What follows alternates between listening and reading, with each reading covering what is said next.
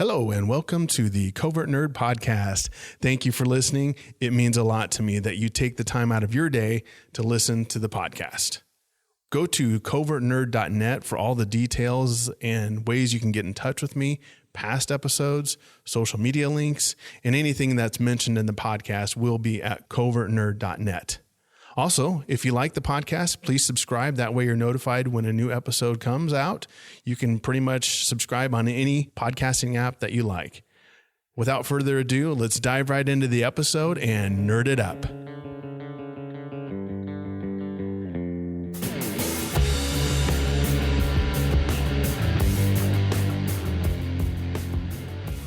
Okay, we have Tim again from Rainbow Comics to talk about what Tim claims is maybe one of the best comics maybe ever.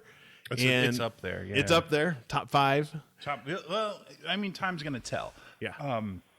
Definitely one of the best comics I've read in the last 5 years. I mean, I say that, it feels like I say that a lot because there's been a lot of good stuff with Hickman's X-Men, going back to what Tom King and Clay Mann did in Heroes in Crisis. And even a lot of the indie books right now are just killing it. Like everything Jeff Lemire's doing in Black Hammer. Mm-hmm. And I don't want to not acknowledge that I love those books. I mean, not even, don't even mention like Elephant Men, which still to this day is my favorite ongoing series. But as far as event comics, or let's even narrow it down to like superhero comics, Batman 3 Jokers is a book that I've been waiting for since the end of the New 52 from DC. Jeff Johns ended his run on Justice League with the Darkseid War, and the artist on that was Jason Fabok, who really nobody had really heard of too much until he did like an arc that was before that. It was the Amazo virus, and just the way he drew was kind of reminiscent of like Jim Lee, but like if Jim Lee didn't exist in the 90s and like came out like now, is kind of the vibe that I get from Jason Fabok. It's very dynamic and very big and very not realistic, but like comic book realistic. Would you say over the top maybe, or not over the top? I would say it skirts the edge of over the top, but it looks exactly like if I were to tell you to just like picture Batman in your brain, just like picture like not a specific kind of Batman, but just Batman to you. I don't want to bring to mind like the animated series or the Adam West Batman, just the nebulous concept of Batman. And to me, that's what Jason Fabok draws, just like the quintessential Batman. It's very, I would say very Jim Lee-ish, but I guess we should preface the listener. We're probably going to spoil this. Well, we're definitely going to spoil all over it. But the Joker obviously is iconic to Batman. Mm-hmm. I mean, he goes back to, let's see, the first time he appears was Batman, April 25th, 1940. So we're talking about a villain that's 80 years old. Are you including the Red Hood? Ah, now really. Because I want to say, I don't think it was in Detective 27, but I think one of the very first villains has been retconned to being the Joker. Yeah. I don't think it was originally intended that Red Hood would be the Joker. But yes, you're right. Technically, excuse me, I need to push my glasses, your glasses up. I'm sorry, Lee, but actually, no. I guess you could say, asterisk, the first time we see the Joker, the white face, the red, the green hair. I couldn't resist. I'm sorry. No, I know. But so he's a very old villain, and I didn't know this. He was only supposed to be a one-off. He was supposed to show up in Batman #1 and die and not reappear again. But some editors said, no, we kind of want to keep him around. Bob Kane, Jerry Robinson, and Bill Finger, those are the three that helped create it. Jerry Robinson, man. Jerry Robinson. Like, everybody talks about Bill Finger, and they need to, because Bill Finger did amazing work. And everybody knows Bob Kane's bombastic self. But Jerry Robinson, when you look at everything he brought to Batman, it's insane. And that's not today's topic. Let's maybe diverge for a minute or two, because I don't really know. What's some of the story behind Jerry? Jerry Robinson, now you put me on the spot. Jerry Robinson, I want to say, ended up like Bill Finger defined the look of Batman, because Bob Kane notoriously had very bad ideas. And so Bill Finger is kind of responsible for the look of Batman as we know it. Jerry Robinson is more responsible for the world of Batman. Man, correct me if I'm wrong, and you may have to double check because I don't want to sound like a dummy. But I believe he came up with, I think he brought the Batcave into comics because I believe that was in the radio serial first. Mm-hmm. I want to say he brought in Alfred. Robin, I believe, was a Jerry Robinson thing. Catwoman was Jerry Robinson. Oh wow! There's and please double check so I don't sound like an idiot, and we can cut all this out if we have to. But I'm 95% sure that Jerry Robinson, again, Bob Kane, his name is forever associated with Batman.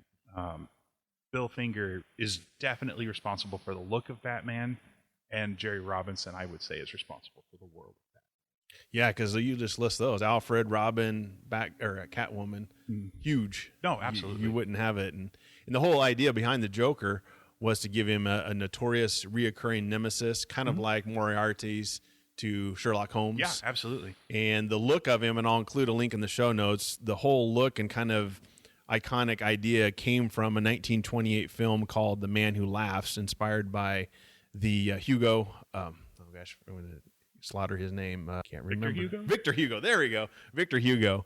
And the actor that played in The Man Who Laughs was named Conrad Veidt, who had a disease that made him have a continuous smile on his face the whole time. And it is pretty eerie. And that's where the look came from. But there's always been a dispute with Bill Finger and Jerry Robinson on who actually came up with it. Sure. I'll include some notes in there. You can kind of read about it. But Also, definitely just dig into Bill Finger and what he brought to Batman and Jerry Robinson. Like, it's worth your time to look into that history. Like, I'm not well versed enough to speak with authority on it, but it is incredibly interesting. And I don't want to take away from Bob Kane, but he's notoriously more bombastic than creative. Well, the three Jokers, as we talked about, that they bring in two iconic stories. Mm-hmm. The Joker from The Death in the Family, who, if you don't know, killed Robin with the crowbar. And then The Killing Joke. Killing Joke, where he crippled Barbara. Crippled Barbara with the bullet. And I didn't realize this. I kind of forgot that the covers for Death in the Family, that was Mike Mignola. Yes, Mike Mignola. Yeah. I kind of forgot. Well, and it was written by Jim Starlin. Starlin, yes. I really only know from his work with Thanos over at Marvel. I am not like for people who don't know, I love comics, and that's probably clear from my appearances on the show. Yes, but I am more of a modern comics fan. Like, we're talking like a post 80s, bombastic 90s. Modern era. So a lot of and my knowledge lies mostly with Marvel. That doesn't mean that I don't like DC. I just did a whole show with you where I talked about Stargirl and Starman and my love for those. So I'm not at all like, oh, Marvel's the best and DC's the worst, but just I happen to know more about Marvel. DC, I dig in a little bit, and the whole I've read Death in the Family. I love what Starlin did. I love the visuals that went along with that. I cannot think of the artist offhand. That did Death in the Family? Did Death in the Family. You're going to say it, I'm going to be like, that's it. I can put it in there. Jim Aparo. Jim Aparo, yes. So Aparo, when I think of Death in the Family, we've got Mignola covers. We've got Jim Starlin writing an amazing story. We've got Aparo drawing what is essentially the period-specific look of Batman and the Joker. We had a Joker with a very long face, a very angular features, and we had Batman had the longer ears, and it helped define Batman for people like Jason Fabok and people like Tony Daniel and the guys who are Jorge Jimenez. Oh my gosh. People who are drawing Batman right now for DC almost uniformly point at Aparo, and then they pointed Aparo for what he brought visually to a modern Batman tale. And I honestly, I feel confident in saying what we're seeing with Three Jokers and Jason Fabok's work is going to define Batman moving forward. Jim Lee helped define the look for all of the DC universe when the New 52 launched. Was that 10 years ago? Yeah, at least. And I think for that time, with the, we had the distinctive piping down the suits for everybody, and we've all kind of, like, as the books have gone on, we've kind of moved away from that. Like, if you look at Justice League, like the first arc of Justice League, which was called Origin in the New 52, which they turned into the movie Justice League War, the animated movie. Everybody wore kind of plate armor, and it's kind of transitioned away from that, but the visual language that was established by Jeff Johns and Jim Lee in Justice League carried over through the New 52 into the Rebirth era, going into even like Doomsday Clock, and we saw how Batman and Superman looked in that. It has echoes going back to the New 52, and I honestly believe that the way Fabok has done everybody, like, he's drawn the best Batgirl I've ever seen, but the way he's visually represented everybody, and I don't know that we're going to start seeing it necessarily like in 2021 or anything, but I think the way he's drawn these characters is going to inform whoever's going to be drawing Batman in 10, 15 years. I think this is what people are going to go back to. They're going to say, I wanted to use Fabok's Batman, or Fabok's Barbara, or Fabok's Jason. I think we're seeing a very important pivot point in modern Batman. Kind of passing of the torch from absolutely. Aparo. And then I should mention that we also see the Joker from Batman the Killing Joke, which was Alan Moore and Brian Boland. Oh my gosh, Brian Boland. I am, excuse me, I have some dust on my shoulder. I am Facebook friends with Richard Starkings, comic book letterer, and he writes Elephant Men. And I've had the privilege of speaking to him a couple of times, and I run a comic book store here in Lincoln, Nebraska, and I actually was able to send Mr. Starkings Justice League short box that had all of the Justice League with Starro on their faces, and I believe that was a Bolland piece. I'm not 100%, but Richard Starkings and I talked a little bit about how Brian Bolland's work really just inspired him to be really better, because he was just kind of starting in the lettering business when The Killing Joke came out, and now, like, Richard Starking's name is synonymous with comic book lettering.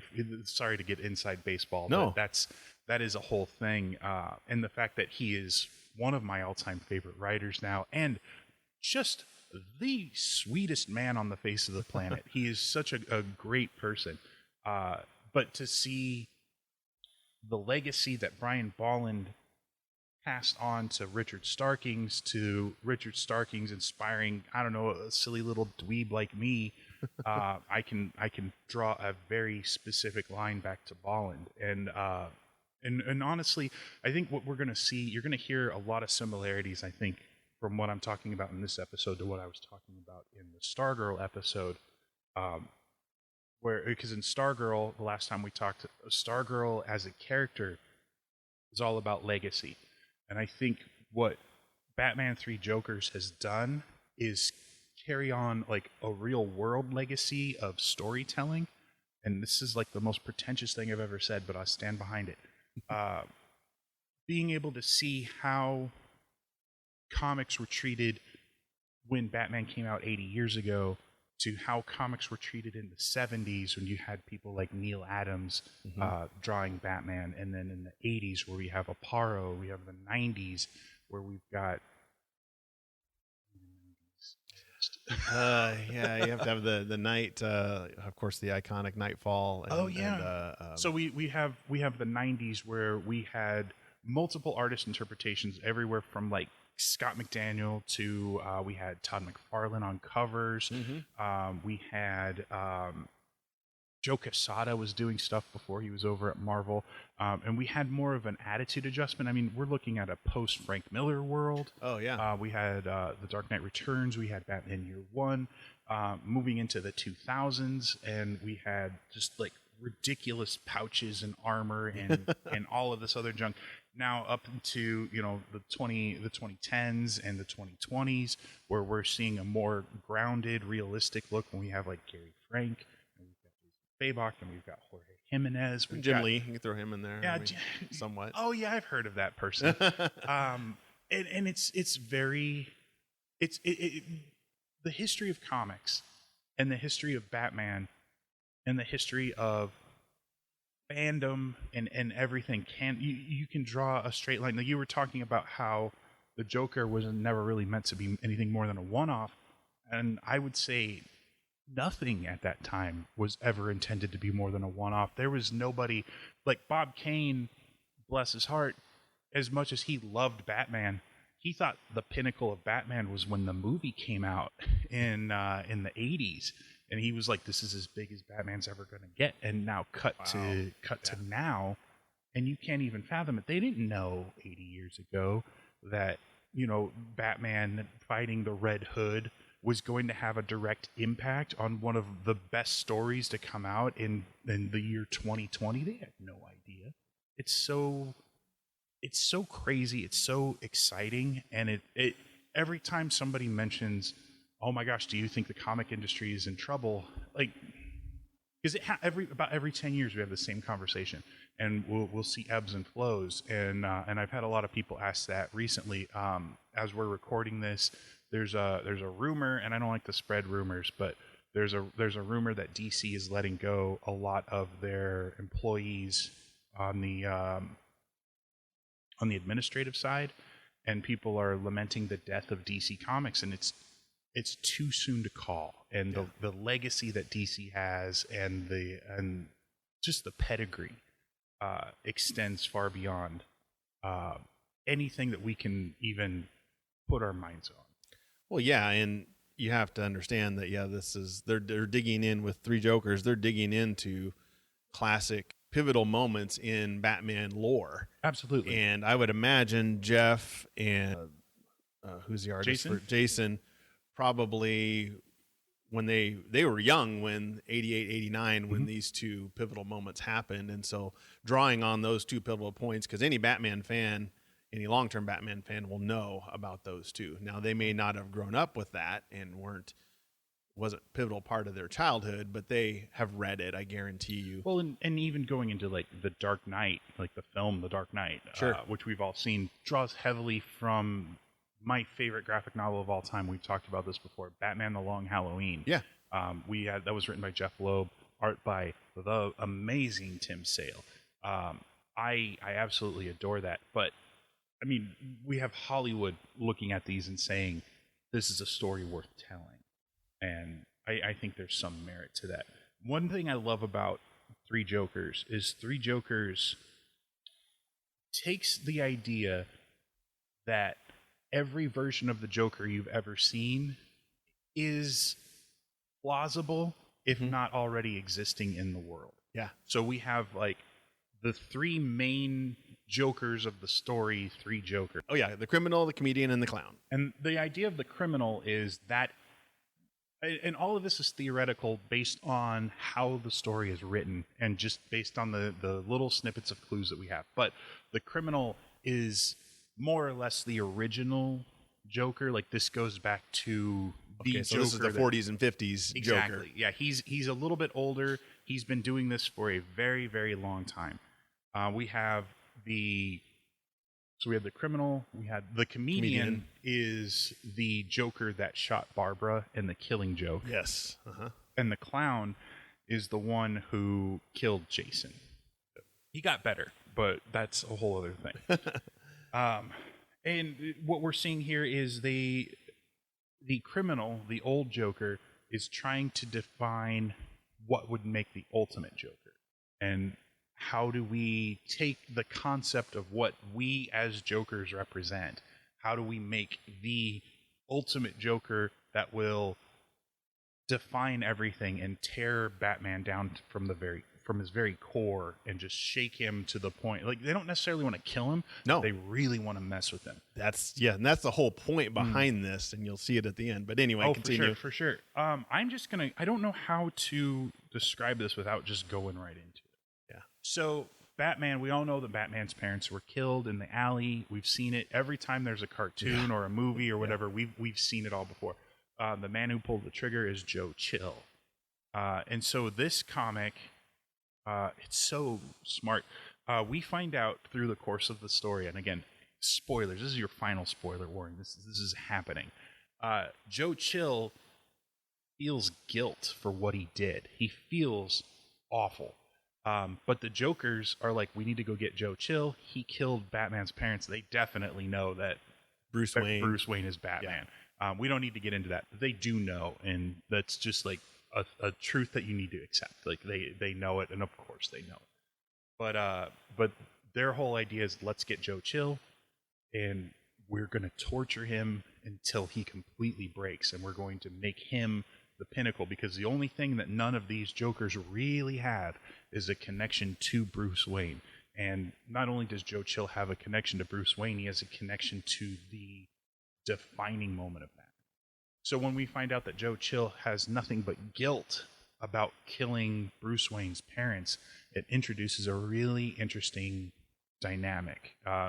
In prison, he's written letters to Bruce Wayne. I don't know if he wrote them daily, but he has a stack of letters that he wrote to Bruce Wayne saying, this is the worst thing I could have ever done.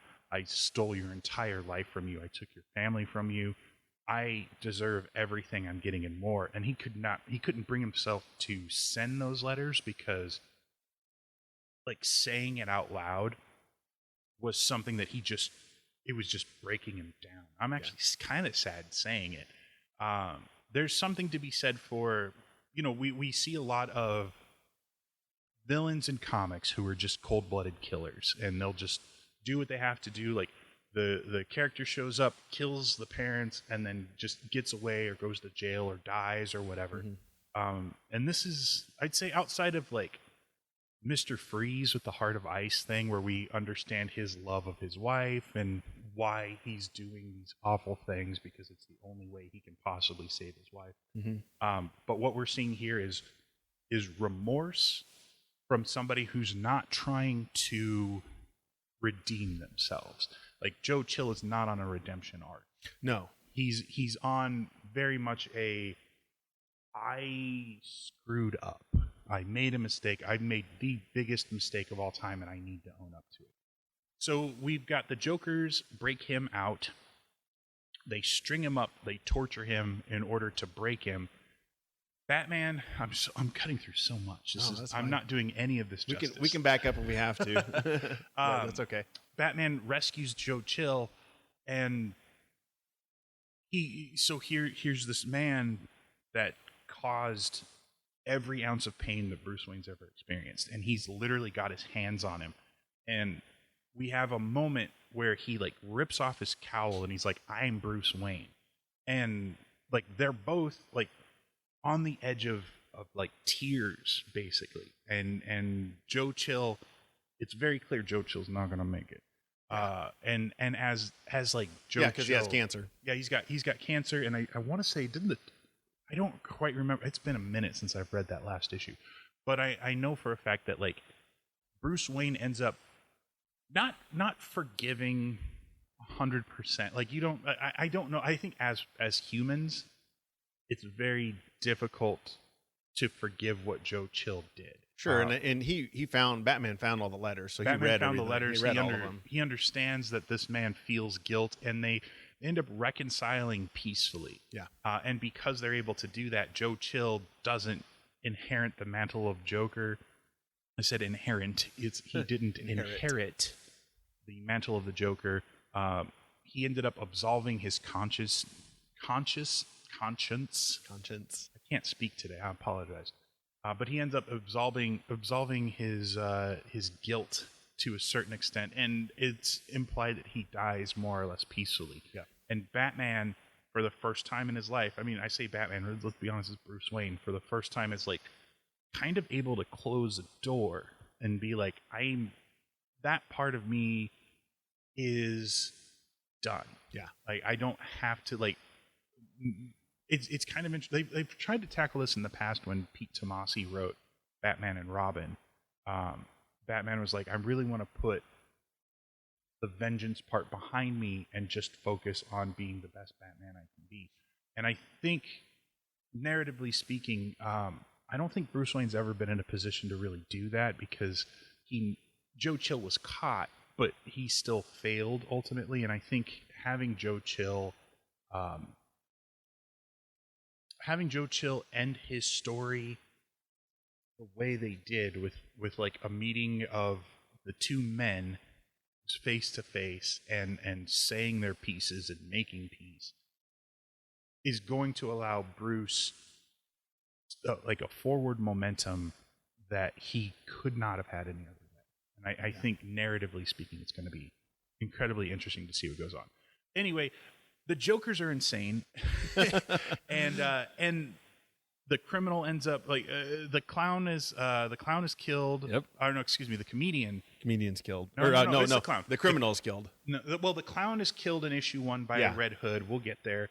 And then the criminal, is he killed or does he just die? No, he's killed. He's shot by the comedian. That's right. Okay. And then the comedian, who again was the Killing Joke Joker, we find out may or may not have been the actual Joker the whole time. And maybe he's just making other people believe that they're also the Joker, or maybe there's always multiple Jokers, or maybe it's just nebulously the concept. It is so smart. It is so well executed. There's a concept in fandom, and I'm just preaching to the choir, I understand, but there's a concept in fandom of like headcanon. And so it gets to the point where when Batman's existed for 80 years, you as a fan, the way you identify Batman, is you take certain stories that you like, and that helps you define how you read Batman. And the way you define Batman is probably going to be very similar to how I define Batman, but the way that we understand Batman is going to be just a little bit different. Mm-hmm. Like, it maybe isn't night and day different, but maybe where, you're assuming that he's going to eat a croissant for breakfast, I'm going to assume that he's going to eat buttered toast. Like, it's not miles and miles apart, but it is vaguely different. And when you get a room of like 100 people, and those 100 people all have 100 different versions of what their Batman is, nobody's wrong and nobody's correct. Right. Yeah. And the way that this book ends is it's kind of like everything you think about the Joker is completely wrong, except for the parts that are completely right. and I there's like a David Lynch kind of Twin Peaks mentality to that I think is risky, but it's incredibly smart. And if it's handled by a smart team like we've got with Johns and Fabok and the colorist Brad Anderson, if it's handled well and you have smart readers, and I honestly believe most comic book readers are smart people who understand. Maybe there might be people who can't articulate it the way that I can because I'm smart and I'm good looking, but fundamentally, when you read that story, you understand on like a base level, on like the part of your brain that knows story and understands story, you accept it. Whether or not you understand it is irrelevant, because your brain is like, this is exactly how this story should have ended. Yeah, kind of the whole point of it at the end was the Joker wanted to get rid of Joe Chill, or reconcile that, so that the Joker could be the primary focus of Batman. So he could cause more. He could be the sole source of pain for Batman. And I don't want to take up too much time, because I absolutely just could, because we haven't even touched on Barbara and Jason. Yeah. And without going into too much detail, what we have with all of the Jokers that are in the story, what we have with Bruce, what we have with Barbara, Jason, Joe Chill, is everything that I've been talking about. It's going back to the beginning and existing now, and what counts and what doesn't count, and how do you grow and how do you change, and how does the bad stuff in your life that's happened affect who you are now and how you're going to move forward. And when you look at Joe Chill, who had nothing but remorse for that awful thing he did, you've got Joker, who's like, I want to make this, I want to be worse. I want to be the ultimate awful thing.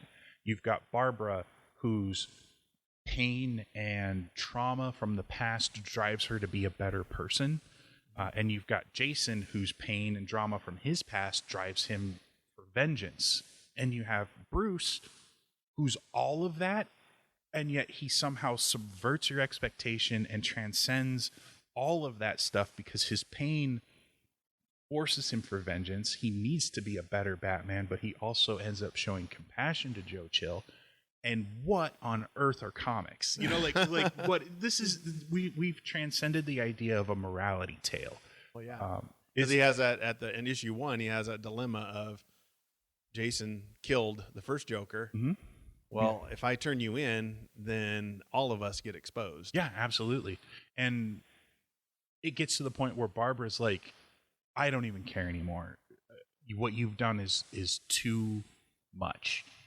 You can't continue to do this. She said, I'll take my mask off in front of everybody, and I'll put myself out there to get you to stop doing this thing that's only going to tear you down on the inside. And it's so interesting. And like I said too, it's definitely, it's a good story about trauma, and trauma is a horrible thing. And I think on some level, most people have experienced some kind of trauma. Sure.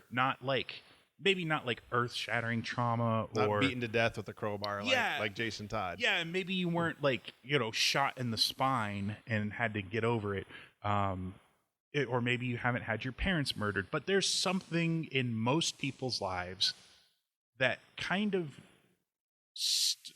you had a pivot point, defining moment. Exactly. Your life is now different forever, and based on what that thing is, it can possibly taint or define how you're going to move forward.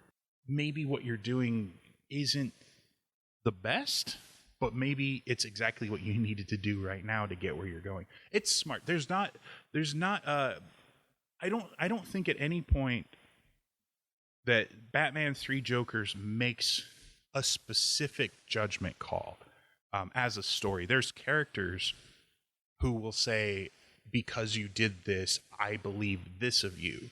But I don't think the story as a story is saying the way you react to things is good or bad. They just are how you've reacted to things. And it's up to you to define how you want to move forward. Yeah. And I'll be honest with you, Lee. I sat down with you today to talk about Batman 3 Jokers.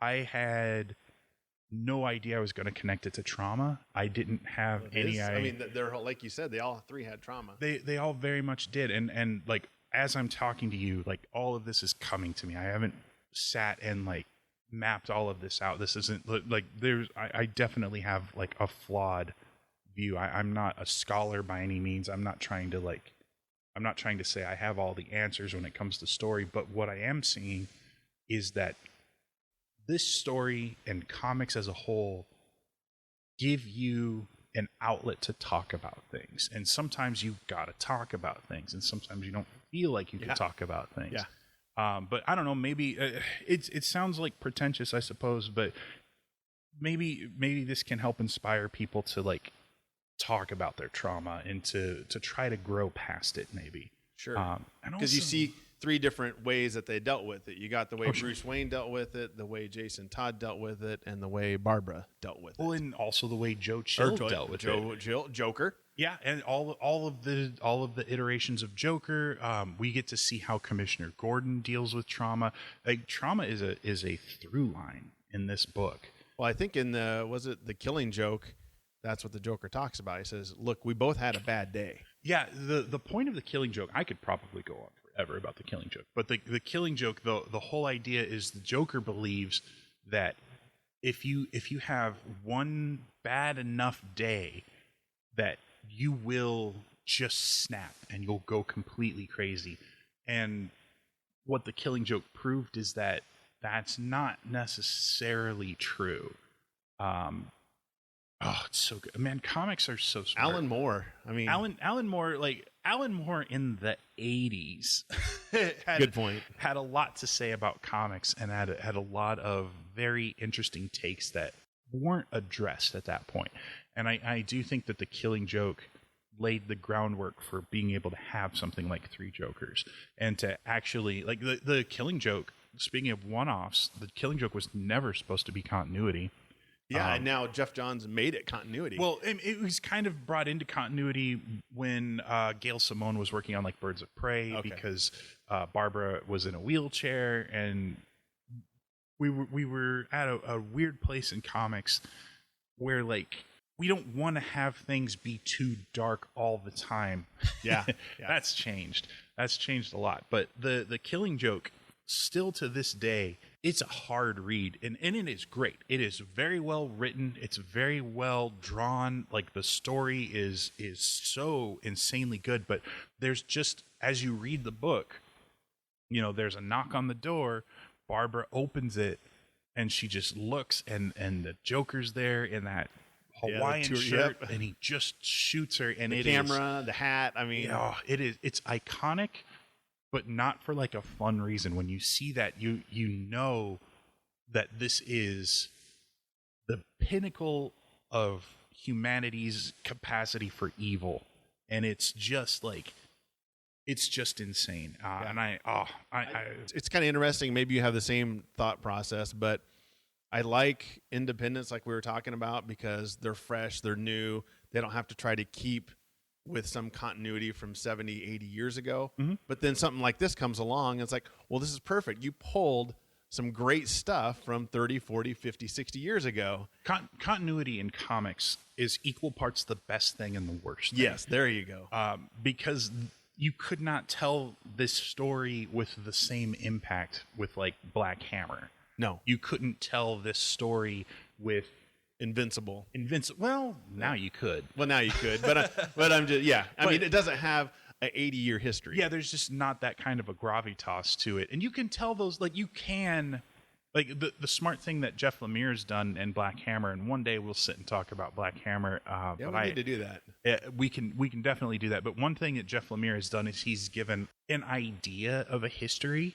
So where you have Black Hammer's only been around 5 years, maybe a little bit longer, he's built this whole world where you could believe that something that happened in World War II, which is a story he's told, matters to a story that's set, 1,000 years in the future. And it matters now, and it matters in, like, this quantum realm, and it matters in all. And he's done. Jeff Lemire basically breaks every rule I could ever come up with for comics. He's just done the amazing.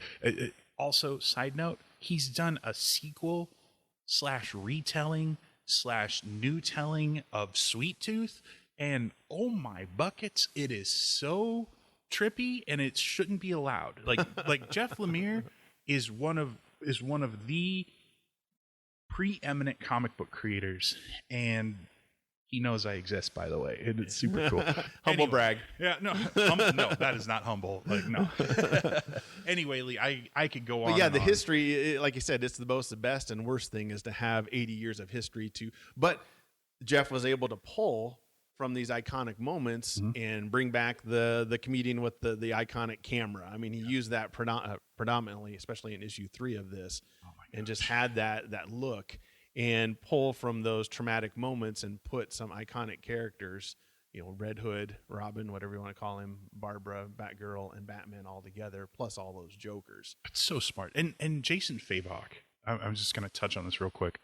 One of my favorite selling points for the book, every single panel on every single page of every issue of this 3-issue giant-sized epic is a masterpiece.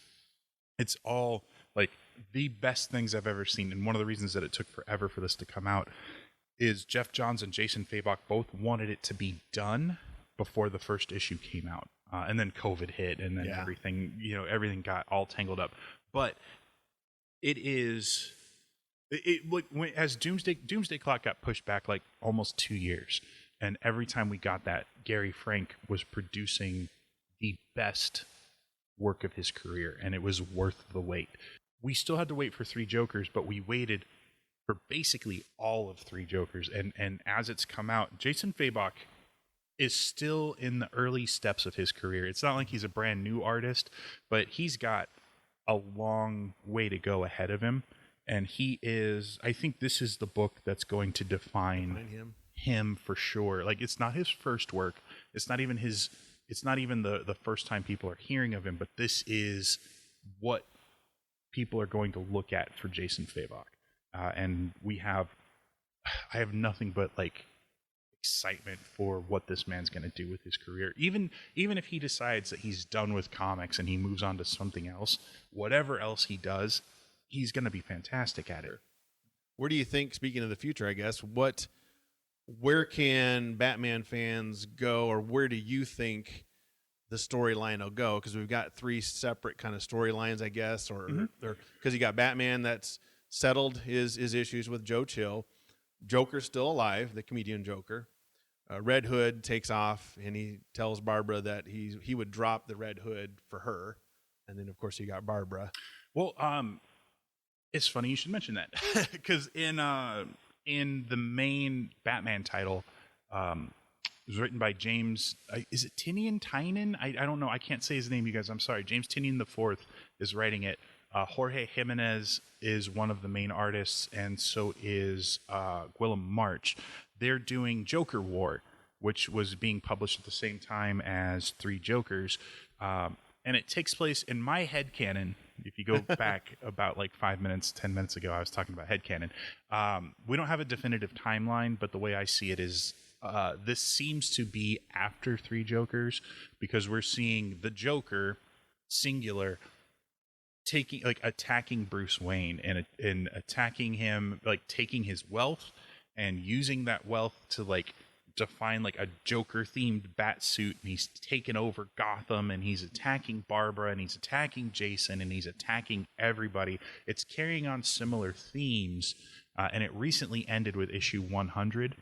I think that if you have not read a Batman book ever, pick up Three Jokers and read it. That's a good question. Do you think somebody that's never read The Killing Joke can step in and be okay and know what's going on? Absolutely. Okay. If you understand the concept of Batman, if you understand the concept of the Joker, if you've ever seen a TV show or heard somebody talk about or watched a cartoon or anything, and you vaguely understand kind of who Batman is, you're good. And if you don't know, come talk to me, and I'll help you out. Like I can easily talk about this stuff forever. You've probably got a trade paperback of The Killing Joke or Death in the Family that you can sell them and get you up to speed. I do, and I also have Long Halloween because it's the best book ever. Well, we got Three Jokers here. Speaking of Jokers, let's pivot just for a minute or two. Your opinion: best Joker, Heath Ledger or Joaquin Phoenix on screen? Mark Hamill. Mark Hamill.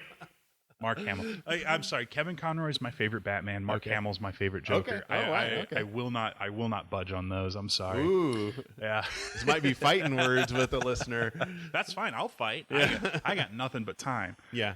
But the whole point, I get the end, they talk about the Joker just basically says, look, I'm not going to tell anybody who you really are because I just want to torture you and keep going. And that's the whole point of the Joker, is just that he just wants to constantly torture and ruin Batman's life for as long as he absolutely can.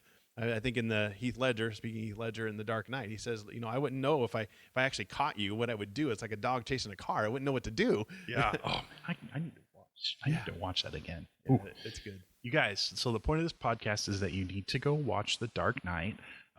It's so good. You need to watch some Batman animated series to hear Mark Hamill. Oh, man. But yeah, the Joker, is iconic. He was rated in 2006 by Wizard Magazine as the first number 100 greatest villains of all time. Lee, do you remember Wizard Magazine? I know. Let's talk for another hour about Wizard Magazine. That's the 90s. That's iconic. Man, I'm so old. But the Joker has just been the last 80 years, and at least in the comic book world, heck, even in the movie world, he's well known and rated as just one of the most amazing villains, but he doesn't have any superpowers. He doesn't have any necessarily special abilities. He's just psychotic and crazy essentially. And he's always one step ahead, but we see at the end of Batman 3 Jokers that actually, of course, Batman has the upper hand because he lets us know that he knows where the Joker's son and wife are. Yeah, there's so much potential. What do you think they'll do anything with that down the road? Let's theorize. Here's the thing, Lee. Yes and no. Okay. Like there might be a plan in 2021 to just pick up and do a sequel to the story, or we maybe won't even hear about it for another 15 years until somebody that you and I have no idea who they are, who hasn't even written or drawn their first comic yet. Sure. It might be their job in 15, 20 years to tell that story. Just like Jeff Johns went back to 1988 and pulled some nuggets here and made a story out of it. So, and here's a fun fact with DC, because here we are, November of 2020. Right now, all we know for sure is with what DC's got going on right now, in January and February, the entire slate of DC books is jumping I want to say 15 years in the future. Oh. And that's going to be just for a 2-month event called Future State. And that's coming out of the events in Dark Knight's Death Metal. And I'm not going to go into all of that stuff right now. But what's very interesting is in March, it's presumed that everything is going to take place now, again, quote unquote now. And I don't think we're going to get a hard reboot like the New 52, but we're going to see a slew of new number ones. We don't know any of the creative teams. We don't know what the plots are going to be. So it's very possible that this could be on the docket for March of 2021. Or, like I said, maybe we won't find out until 2035, or maybe they'll never touch on it. Yeah. I am so pleased with 3 Jokers front to back as is, where if I got more, I would take it. Yeah. And if I didn't get anything else and we find out that maybe this isn't even continuity and it's just its own thing, I'm so fine with it because Batman 3 Jokers, it's 3 issues, they're prestigious format, they're all $6.99 a piece. It's so well crafted, finely tuned storytelling, not just comics, but storytelling. It is so well done that if we were to go into it, if we were to do a sequel or a spin-off or to do a follow-up or to reference it later, I would be thrilled. But I don't need it. Yeah. Sometimes you just need to leave it alone. If it ain't broke, don't fix it. I agree. Well, cool, Tim. Well, let's put a pin in this. I think we've hit it pretty hard, and hopefully maybe we can revisit it, like you said, if they do look at the storyline again. If Jeff Johns does that, we'll talk about it some more. Sure. Reach out to Lee if you have any questions for me, or you can find me. I'm at Rainbow Comics here in Lincoln, Nebraska. I'm also on Twitter. I'm at Mothee, Mothee. Shoot me a message there. If you have questions, let me know. If you think I'm completely wrong, that's totally fine. Let me know. I don't mind. If you love it, let Tim know. Yeah, let me know. Tell Lee that you're tired of hearing from me. If you're tired of hearing from me, it feels like I'm almost an unofficial co-host at this point. But we appreciate your insight because you give us some fun stories and interesting insight because you are the expert. Oh man, don't put that on me. Don't put that on me at all. Title that you want. So, well, thank you, Tim. Thanks, until Lee. Next time, we'll have to tackle another topic. It sounds like we might have a Black Hammer episode maybe, or Jeff Lemire. Jeff Lemire, if nothing else. Yeah, if you could get Jeff Lemire, that would be super dope. Oh man, that'd be awesome. All right, thanks, Tim.